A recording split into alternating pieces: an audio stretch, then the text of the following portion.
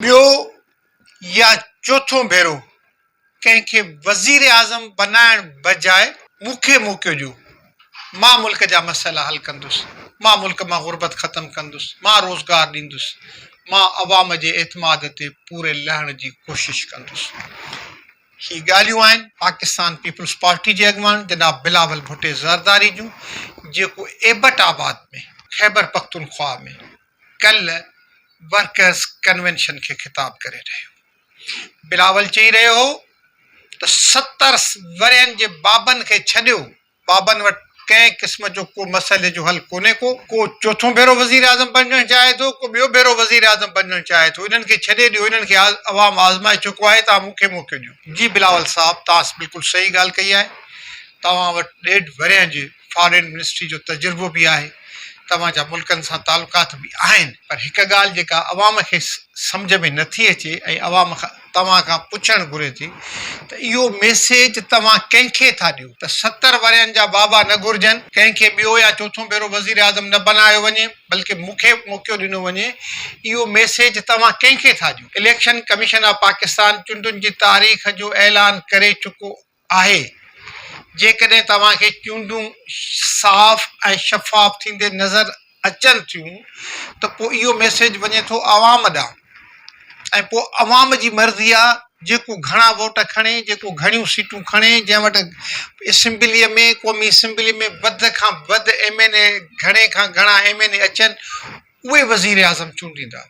पर जेकॾहिं तव्हां सम्झो था अवाम सां क्लियर थियो, अवाम खे ॿुधायो त अवाम जे वोट जी का अहमियत कान्हे का, वज़ीर आज़म बनाइण वारा के ॿिया आहिनि, ऐं तव्हांजो इहो मैसेज इस्टेब्लिशमेंट न आहे त पोइ त ठीकु आहे, पोइ त तव्हांजे हक़ में नतीजा बि तब्दील थी सघनि था, तव्हां वज़ीर आज़म बिल्कुलु बणिजी सघो था।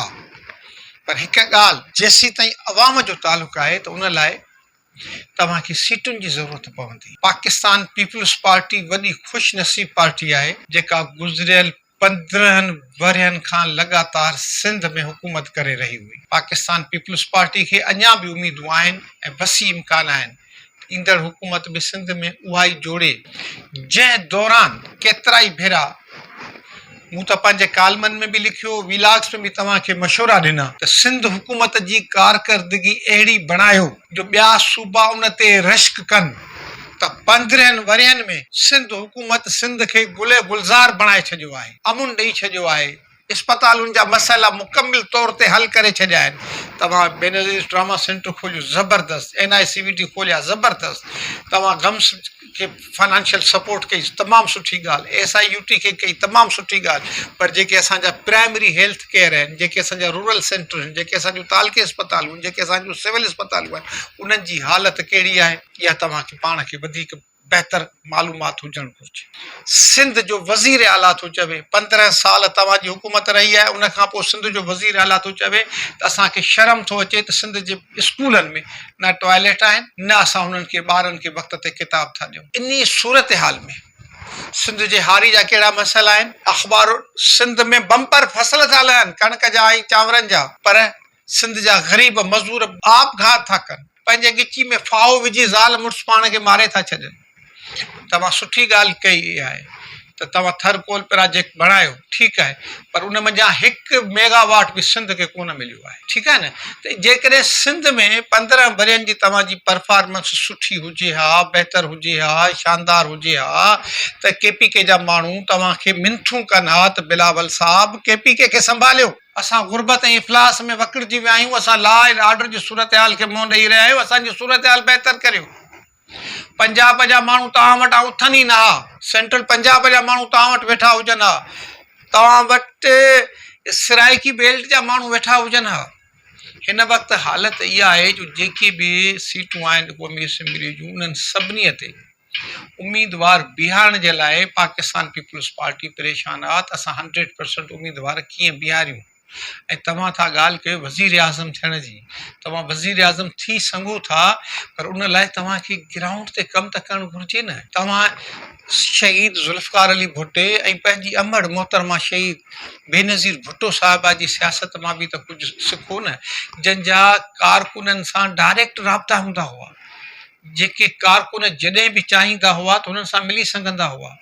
ज़ुल्फ़िकार अली भुट्टो ईद जे मौक़े ते, मोहतरमा बेनज़ीर भुट्टो साहिबा ईद जे मौक़े ते लाड़काणे में अची खुलियल कचहरियूं कंदा हुआ त भई माण्हू असां सां मिलो, असांखे मसइला ॿुधायो, पीपल टू पीपल कॉन्टेक्ट उन्हनि जो हुयो। छा अॼु को पीपल्स पार्टी जो कारकुन तव्हां सां मुलाक़ात करे सघे थो आसानीअ सां? वॾे ज़रदारी साहिब सां मुलाक़ात करे सघे थो? मोहतरमा फरियाल तालपुर साहिबा सां मिली सघे थो? न, उन्हनि खे सख़्तु परेशानी थींदी, उन्हनि खे सख़्तु तकलीफ़ थींदी। हू कंहिं पब्लिक मीटिंग में तव्हांजे साम्हूं कंहिं वॾे जलसे में बीही करे नारा खणी सघंदा, तव्हां हुननि खे गरमजोशी सां हथ हलाए नारनि जो जवाबु ॾेई सघो था, पर तव्हां हुननि खे सॾे करे पंहिंजे भाकुर भरे करे हुननि जी दिलि जो ई नथा करियो। तव्हां उन्हनि सां राब्ते में न आहियो, जंहिंजे करे कारकुन तव्हां खां ॾुखार आहिनि ऐं उन्हनि जी जाइ वरी मफ़ाद परस्तनि वरिती आहे। जिन जे तव्हां घेरे में आहियो, तव्हां वज़ीर आज़म थी सघो था, पर तॾहिं जॾहिं तव्हांजो अवाम सां राब्तो हूंदो, जॾहिं तव्हांजो माण्हुनि सां राब्तो हूंदो, जॾहिं तव्हां माण्हुनि जे मसइलनि में दिलचस्पी वठंदव, उन्हनि जा मसइला हल कंदव, तव्हां त वॾा ख़ुशनसीब आहियो त सिंध हुकूमत तव्हांखे हिकिड़ी गिफ्ट में मिली आहे, हिकिड़ी तोहफ़े में मिले थी, हिकिड़ी सूखड़ी तौरु मिले थी। सिंध में पीपल्स पार्टी जे उम्मीदवार जो मुक़ाबिलो करणु हद खां वधीक न रुॻो ॾुखियो पर ज़रे घटि नामुमकिन बणिजी वियो आहे। ऐं पीपल्स पार्टी जे प्लेटफॉर्म तां चूंड वेहण तव्हां कंहिंखे बि टिकट ॾियो, आसानीअ सां इलेक्शन खटी सघे थो, पर तव्हां वटि 15, 20, 30 सालनि जी सियासत में साॻा ई घराणा आहिनि। नवनि माण्हुनि जी एंट्री बैन लॻी पई आहे MP थियण लाइ, MLA थियण लाइ। को वरी उहे जॾहिं बुज़ुर्ग हिन दुनिया में नथा रहनि या हुननि जी उमिरि वधी थी वञे त वरी पंहिंजा नौजवान बीहारियूं बीठा आहिनि। सॼी सिंध जो जेको अवाम आहे उहो तव्हांजो आहे ऐं तव्हां उनखे पंहिंजो करियो। सिंध वासी तव्हां ते सिर ॾियण जे लाइ तयारु आहिनि। तव्हां उन्हनि जे मथे ते हथु घुमायो, तव्हां उन्हनि सां ॾुख सूर अहंज में तकलीफ़ में हुननि जा साणी बणिजो, हुननि जे अहंजनि खे घटाइण जी कोशिशि करियो। इहो कोन्हे को त तव्हां जीअं बेनज़ीर भुट्टो कार्ड ॾिनो औरतुनि जे लाइ तीअं तव्हां हारनि जे लाइ ॾींदो। इन कार्ड सां मुल्क खे जंहिं मुआशी दलदल में फासी चुको आहे, जंहिं धोॿण में फासी चुको आहे, उन मां नथो निकिरी सघे। इहे सभु ॻाल्हियूं पंहिंजी जाइ ते, पर अवाम तव्हां खां पुछणु घुरे थो त कल्ह तव्हां इहो मैसेज कंहिंखे पास आउट कयो आहे त हाणे पुराणनि बाबनि मां जान छॾायो, 70 वरनि जे बाबनि मां जान छॾायो, कंहिंखे चोथों या ॿियो भेरो वज़ीर आज़म न बणायो ऐं मूंखे वज़ीर आज़म बणायो। अॼु जे ओपन सीक्रेट मां पंहिंजे भाउ, पंहिंजे दोस्त शेर मोहम्मद पवार खे इजाज़त ॾींदा। ख़ुदा हाफ़िज़।